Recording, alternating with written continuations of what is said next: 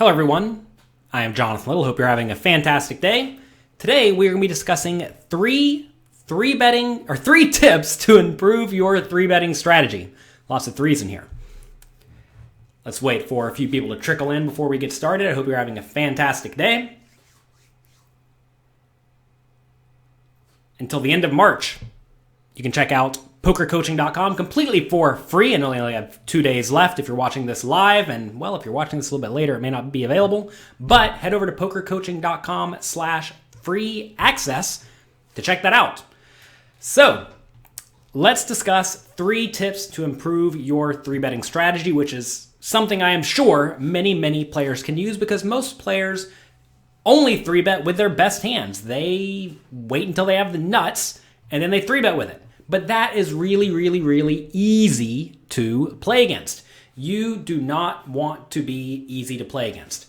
A way to help you do this is to 3-bet with a balanced range with perhaps a higher frequency than you were used to, because your opponents aren't going to know if you have a good hand or a bad hand, and that's going to let you absolutely run over your weaker opponents who are just sitting around and waiting for the nuts.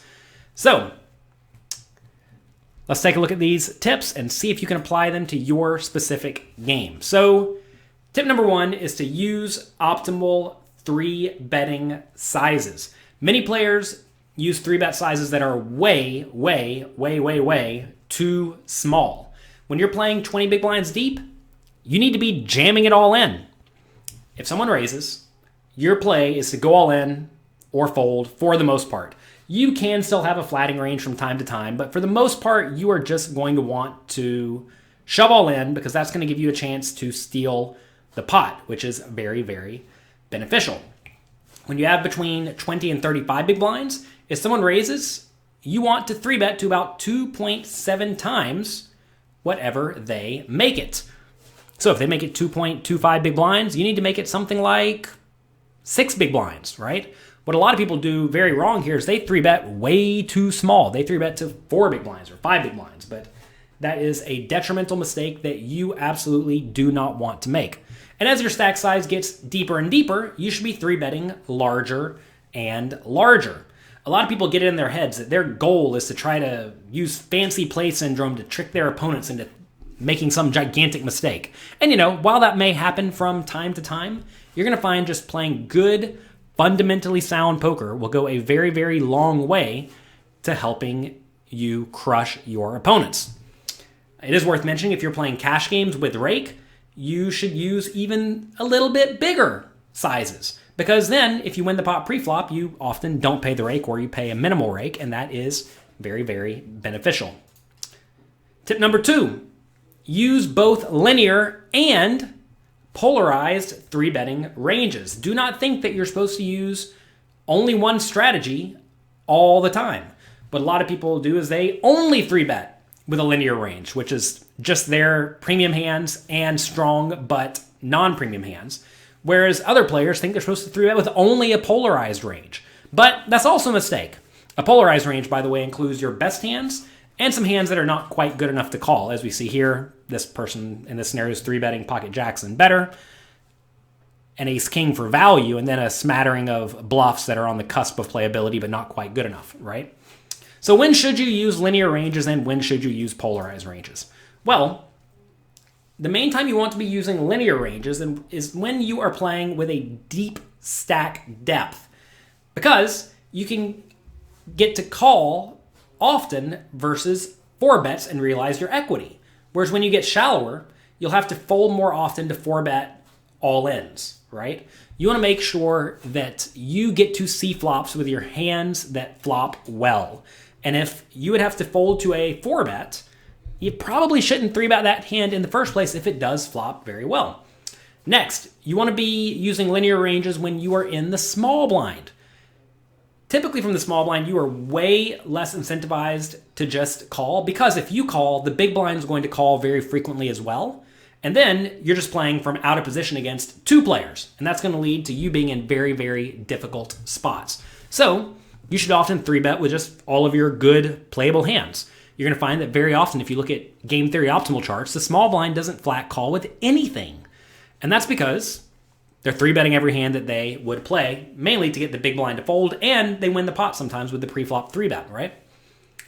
Next, you want to be 3-betting with linear ranges when you are facing a weaker player who's just going to raise with some, wide, junky range, but then call a little bit too often.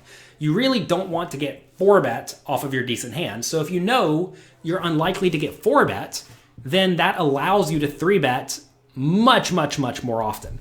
Kind of like if someone raises and you're yet to act, you get to call way more often if you know someone yet to act are not going to 3-bet you all that often, right? So when should you use a polarized range? Well, you should use a polarized range when you start to get shallower stacked or when you have a medium stack, because then your opponents are usually going to be doing a whole lot of 4-betting or folding and not so much flat calling. Notice whenever you do 3-bet with a hand like, let's say over here, King 5 suited, and you get shoved all in on, it's not a big deal. You can just fold, right? If you get 3-bet when you have Queen Jack offsuit, or sorry, if you get 4-bet when you have Queen Jack offsuit, no big deal, you just fold. When you get 4-bet when you have kings, no big deal, you just call, right? That allows you to make very, very clean, easy decisions. You also want to be using polarized ranges typically when you are on the button or the big blind, because in those scenarios, you actually have an incentive to have a decently wide calling range.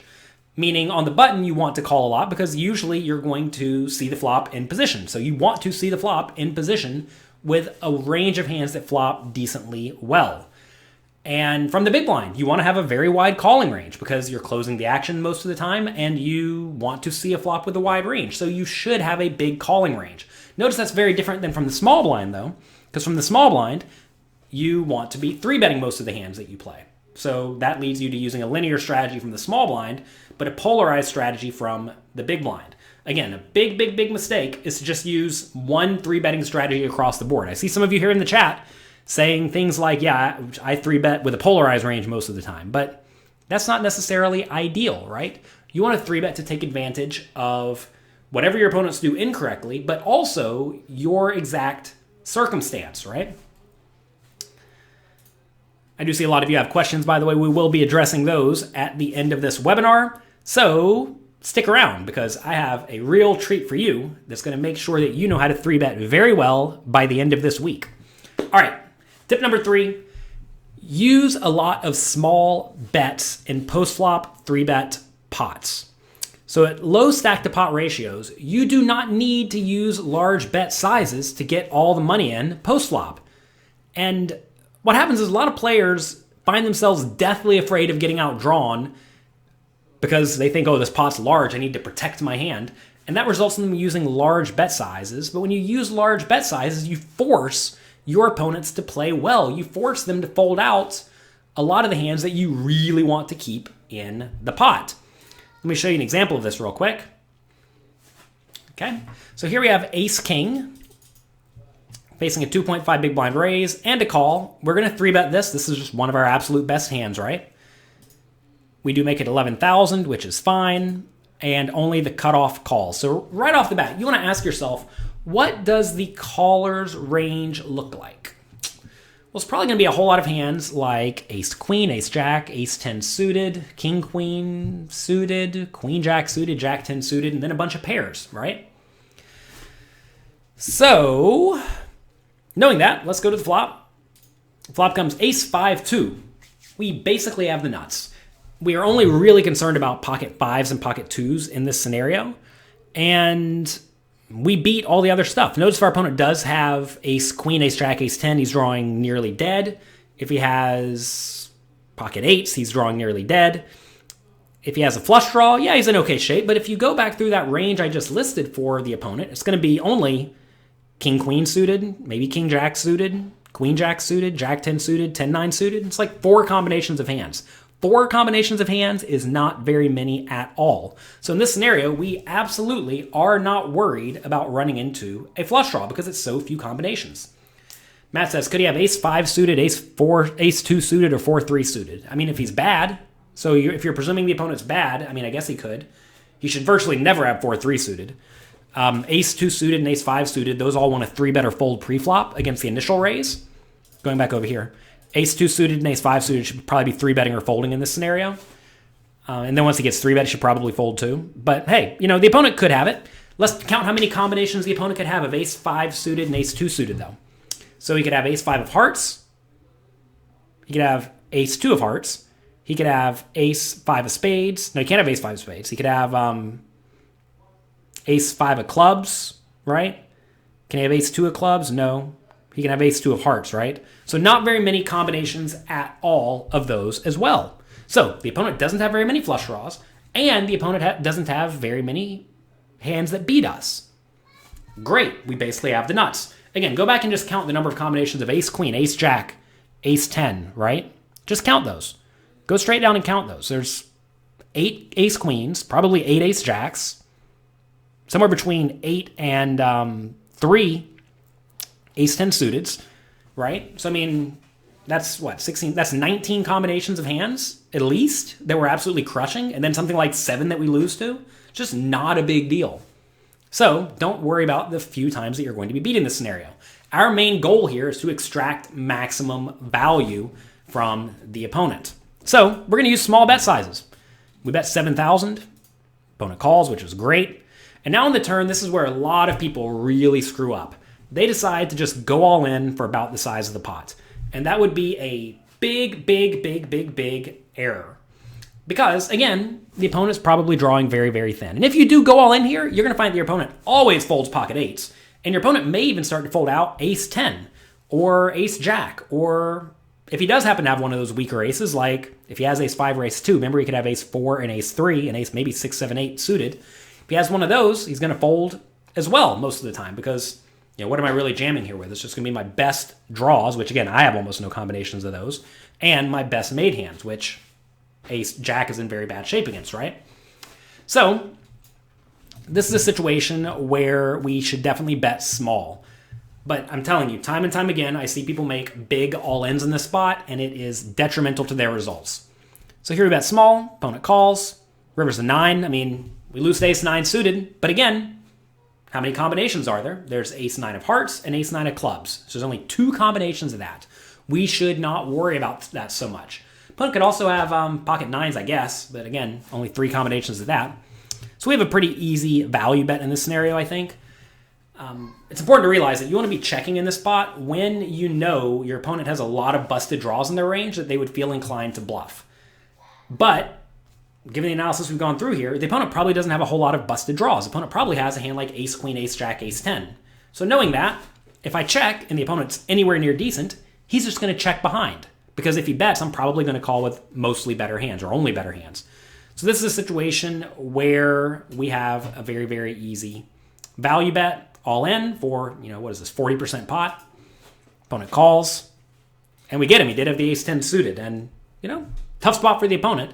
If I do jam him on the turn, though, he actually does have a chance to get away, and that is fantastic that we get value from him, whereas a lot of people do not.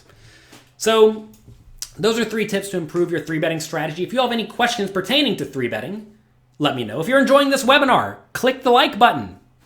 That goes a long way to helping me help other people like you who want to improve their skills. So now, let's take some time and let me tell you about a 7-day 3-betting challenge that I have lined up for you. You're going to love it. It's going to be a lot of fun. And it's starting, today. It actually started. We already have had over 100 people complete day 1 of the 3-betting challenge. And right now, poker coaching is completely available to everyone for free until the end of March. So you can take the first 2 days absolutely free. Head over to pokercoaching.com/free access right now to sign up. All right. So I created this 7-day challenge to help you develop fundamentally sound 3-betting strategies. This is very, very important, and you must learn how to play well if you want to have any chance to crush your opponents. And I'm confident that once you finish this 7-day challenge, you will have an increased win rate and you're going to be much more difficult to play against. If you find that your opponents tend to always make the right play against you, they just fold correctly, they call correctly, etc., it's probably because you don't mix up your play nearly often enough. And when I say mix up your play, I really just mean use a balanced strategy that's difficult to take advantage of. So here is how this challenge is going to work. Each day for the next week, I'm going to share a short video with you where I give you a daily task. It might be to watch a video, it might be to go through some hand quizzes, and these tasks will be completed inside the Poker Coaching Premium membership area. And after you complete the daily task, I ask you to take a short quiz to make sure you are thoroughly learning everything that I'm teaching you in this challenge. If you want to get started right now, while I'm talking to you, head over to pokercoaching.com/3betting-challenge to get started immediately. So, test yourself right now. You should already know the answer to this after this webinar. Are linear 3-betting ranges better to use at shallow stack depths or deep stack depths? So, type it right now in the chat. Type A or B. Are they better at shallow stack depths or deep stack depths? I'll read it again in case you don't want to read it. Are linear 3-betting ranges better at shallow stack depths or deep stack depths? See some of you typing in some answers. Good, good, good.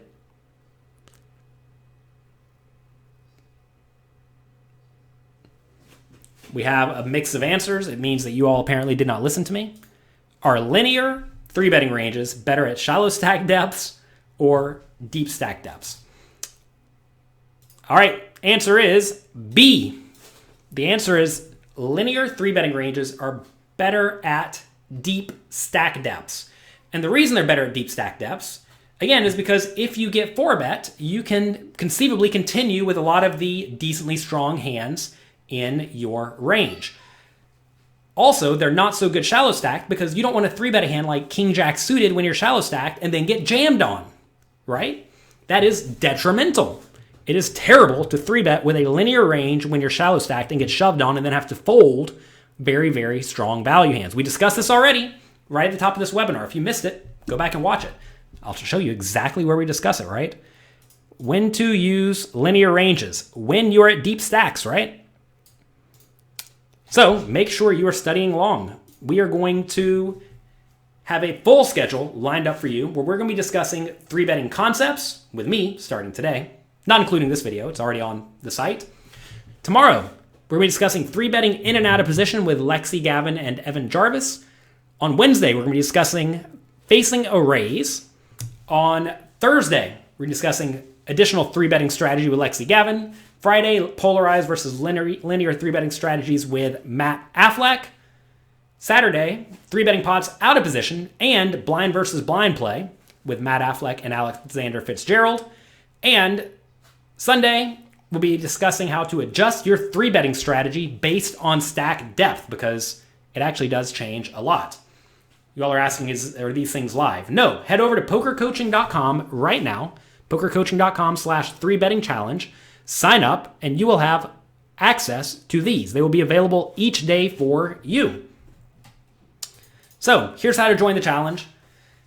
First off, this is exclusively for Poker Coaching Premium members, but a big discount for all of you today for being here. If you sign up to Poker Coaching Premium by April 5th, I will give you 7 days for $7, $1 per day, to get access to this 3-betting challenge and a lot of other content at Poker Coaching Premium. We have tons of videos by me on very, very specific topics.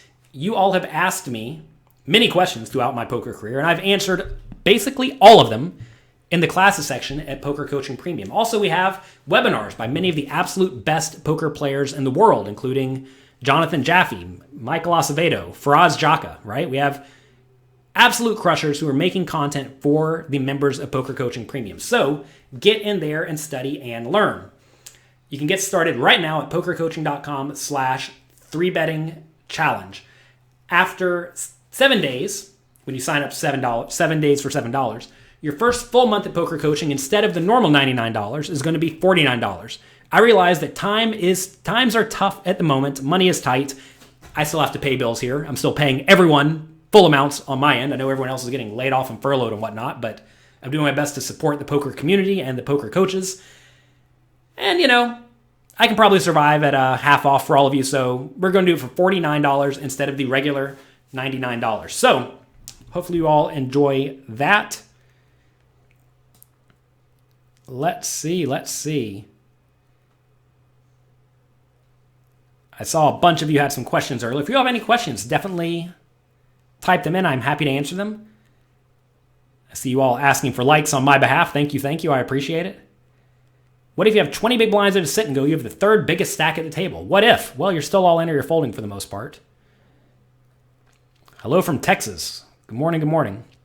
Are there a lot of circumstances where the optimal flat calling range is the empty set? I'm not sure what you mean by the empty set. Do you mean the garbage? No, you don't want to call with absolute garbage. You all like that small bet size? Good, I like the small bet size as well. Glad to hear you're enjoying it. Let's see. Hello from Romania. Hello. You love these challenges. Good. The 30-day challenge helped you a lot, you said. Yeah, if you're a Poker Coaching Premium member, you have a full pile of challenges, and we are just going to continue making more and more and more.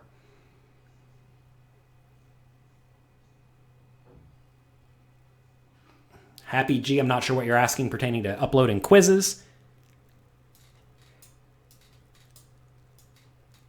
If you sign up for $49 for a month, can you go back down to a regular membership after that month? Yes, you absolutely can. Just send us an email, support@pokercoaching.com, with any sort of billing, payment questions, and we will get that fixed for you. Can you go over what stack depths you should 3-bet from the small blind and still fold?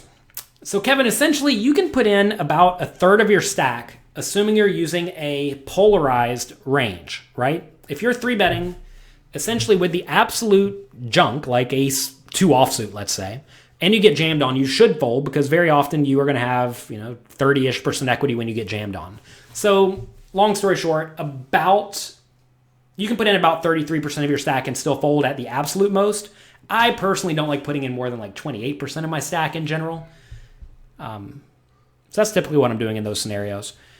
If you are 3-betting with just like a straight linear range, and it really is just your absolute best hands, meaning you have no flatting range at all, then you're probably not 3-betting stuff like ace 3 offsuit to begin with, so you're getting better odds, right? Can you do one of your full tournament hand reviews? We do those regularly. I actually just made some of these. They're going to be part of my new tournament course I have coming out soon. We'll be talking about that over the next few months, so that is good. When I played online recently, it was nice. I think I cashed for like $50,000 in 4 sessions. I'm sorry, profited $50,000 in 4 sessions, so that was nice. It's good to win money in online poker tournaments. It's kind of the dream, really, is sit around in a hotel room and go out and enjoy the city and come back home and win a bunch of money. You don't always win a bunch of money, of course, but that's okay. In theory, nobody should 3-bet ace-jack and then fold to a 4-bet. That's not true. Quite often, ace-jack is the bottom of an effectively linear range. Let's say early position raises and you do want to 3-bet. Your 3-bet bluffs are going to look like ace-jack offsuit, king-queen offsuit, because they have good blockers. A blocker is a card that makes it less likely your opponent has a good hand yourself. So if early position raises, you can't really flat with ace-jack. It's not all that good to flat call with, but it's a pretty nice hand to use as a 3-bet bluff because it blocks your opponent's range, right? They're going to have aces half as often. They're going to have ace-king 75% as often.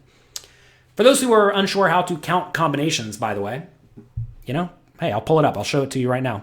This is actually something I was doing with my tournament masterclass. Let's see. I was just recording this a second ago, so we might as well go through it for you. Blockers are very, very important.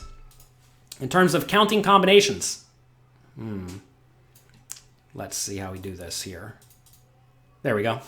All right, so there are 16 combinations of each unpaired hand, okay? 4 suited, 4 suited, 12 suited. The way you figure out 16, it's 4 aces, 4 kings. 4 times 4 is 16, right? So what happens if you have an ace in your hand? Or what happens if there's an ace on the board? Well, now there's only 3 aces left, right? And there's 4 kings left. So how many ace kings are available if there's a king missing from the deck? Well, now there's 3 aces left, 4 kings left. 3 times 4 is 12. Okay? What about on this ace-6-4 board? How many combinations of ace-6 are available? Take a second, think about it. I know it's right here on the screen, but take a second and think about it. Well, there's 3 aces left, 3 sixes left. 3 times 3 is 9, right? What about if they only play ace-6 suited? Well, if there's the ace of hearts on the board and the 6 of clubs on the board, that means they can only have ace of diamonds, 6 of diamonds, and ace of spades, 6 of spades, right? So 2 of those. How many combinations of ace-queen are there? Type it in the chat. How many combinations of ace-queen and how many combinations of ace-queen suited? I want 2 numbers from all of you here in the chat. It seems like a bunch of you have problems counting combinations. We're going to do the counting combination class right now. You'll never have to wonder how to do this again. Type it in, type it in.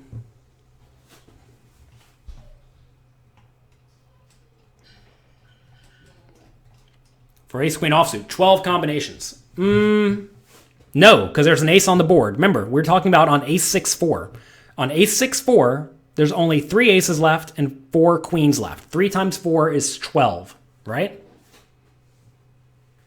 We're talking about on ace-6-4. All right, let's do another question. How many combinations of 6-4 are there on ace-6-4? It's important to listen to the question. How many combinations of 6-4 are there available? How many 6-4 offsuit? All the 6-4s, not just the 6-4 suited on ace-6-4. Take a second, figure it out. All right, you all are getting it. 9. Good, good, good. All right, let's talk about pocket pairs. So for each paired hand, there are 6 combinations of each pair. There are, well, here you see pocket aces, right? 6 combinations. If one of those cards is not available because it's on the board or in your hand, then that means there are only 3 combinations of it. And if 2 of those cards are on the board or in someone's hand, then you know there's only 1 combination of it. So on 9-7-3, we know that there are, well, a 9, a 7, and a 3 missing. So now there's only 3 combinations of pocket 9s, pocket 7s, and pocket 3s. Take a second to think about this, though. How many combinations of pocket aces are there on 9-7-3? And also, how many combinations of ace-9 are there on 9-7-3? Take a second, figure it out, type it in the chat box. We're doing this on the fly here. Whenever I do stuff on the fly, you never know if I'm going to screw it up. So yeah, how many combinations of pocket aces are available on 9-7-3? And how many combinations of ace-9 are available on 9-7-3? We need 2 numbers from all of you here watching. If you're enjoying this, click like, click subscribe, share it with your friends. I'd appreciate it. E-Money nails it. There are 6 combinations of pocket aces. Notice there's no ace on the board. That means here we have 6 combinations, right? Now, there's a 9 on the board, so there are 4 aces left, and there are 3 9s left. 4 times 3 equals 12. All right, new question. On 9-9-3, we know there's 1 combination of pocket 9s, 3 combinations of pocket 3s, but here's the question. How many combinations of 9-8 are there? How many combinations of 9-8 are available on 9-9-3? Lorenzo, first time for the live stream. Welcome, welcome. I'm happy you're here. E-Money knows how to count combinations. Good job. Full Rider got it as well. Very solid. Matt got it. All right, very nice. There are 8 combinations of 9-8 on 9-9-3 because there are 2 9s left times 4 8s left. 2 times 4 is 8, right? And that's it. That's how you count combinations, for all those wondering. That is very, very, very, very important. Make sure you understand how ranges work and how to count combinations of hands, because that's going to go a long way to ensuring that you don't make silly mistakes at the poker table. Kind of like we were talking about earlier, right? When we were going through that range analysis where I said you really don't need to worry about the flush draws because there just aren't that many flush draws in your opponent's range. Sometimes there won't be very many at all. Take a look at this scenario where if we have a situation, what am I doing with this image? There you go, get down there. Let's talk about blockers real quick because blockers are relevant. So let's say we have the ace of spades in our hand and there are 3 spades on the board and we're on the river. Let's just pretend like we're in this scenario. First things first, we know our opponent cannot have the nut flush, the best possible flush, because we have the ace of spades in our hand, right? But you always want to ask yourself, how relevant is that ace of spades, right?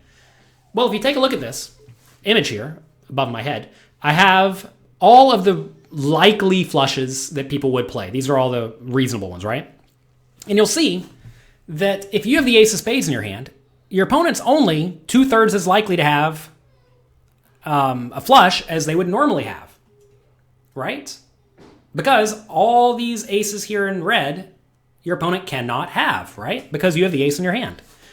So that means when you're sitting there with the ace in your hand and your opponent makes a bet that looks like a flush, but you know that they can't have the nuts, and you know they're also capable of bluffing, well, now you just have like a really, really easy call. Blockers become very, very relevant, assuming you can beat bluffs, right? Blockers are very, very relevant in poker. Pre-flop. Say you have an ace in your hand, right? Take a second. We're going to have another quiz. Say you have an ace in your hand. You have ace 2 offsuit. What percentage of the time when someone raises, if they would normally have pocket aces 100%, they have all their aces, right? What if we have an ace in their hand? What percentage does that decrease the chances that they have pocket aces? And then also, same question for for ace king. So if I have an ace in my hand, and I know the opponent normally has, the full weighting of pocket aces and ace king, how much does it diminish when I have an ace in my hand? Michael Clifford nails it right off the bat. Well, the first half of the question. 2 questions there, aces and ace king. Never play ace X offsuit. Well, Eric, you have to realize you're not playing it because it's good. You're playing it because of its blocker. Blockers are very, very relevant. There you go. So yes, whenever you have an ace in your hand, your opponent's going to have aces half as often as they normally would, and they're going to have ace king 75% as often as they would. So it decreases it from 100% to 75%. So nice. You all are getting it. We've taught you how to count ranges just like that. Good. That's not actually part of the 3-betting challenge, or maybe it is. I'm not entirely sure. We have a video by Matt Affleck on this topic also here on YouTube completely for free. We have a YouTube channel for those who don't know. Check out PokerCoaching.com. Check out YouTube.com/PokerCoaching. Go there, click like, and click subscribe. So yeah, we're doing a 3-betting challenge. It's completely available for you. You can get 7 days of Poker Coaching Premium for $7. I'm giving you all significant discounts on Poker Coaching Premium because I realize a lot of you are currently stuck at home and you want to better your life. You want to better your poker skills, and that's why we have made this challenge available for you. So head over right now to pokercoaching.com/3betting challenge. I hope you learned a ton. If you have any questions, let us know. We have a Discord. If you're a Poker Coaching member, it's just in the tools section. Click on the Discord there, and we've had many, many people complete this challenge already today. And every day for the rest of this week, we have something lined up for you to do that will improve your poker skills. Here you can see the schedule. So that's going to be it for today. Hope you enjoyed it. Good luck in your games. Have fun. If you don't get to play any games, well, the next best thing is to study. We have the challenge and also tons of quizzes and tons of webinars featuring many of the best players in the world. So head over to pokercoaching.com/3betting challenge and get to it.